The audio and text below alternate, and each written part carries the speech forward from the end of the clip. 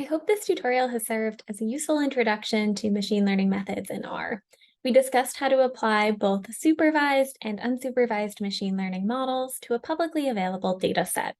These techniques include k-nearest neighbors, decision trees, k-means clustering, and principal components analysis.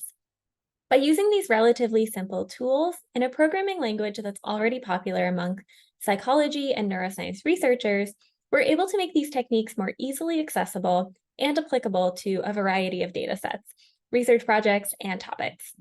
This is by no means a comprehensive tutorial about machine learning, and if you're interested in learning more, I would highly recommend checking out some machine learning tutorials in the Python programming languages. There are libraries available like PyTorch, TensorFlow, and Keras that are designed to support powerful machine learning models. I hope this tutorial has served as a good introduction and that you feel empowered to continue learning more about these techniques.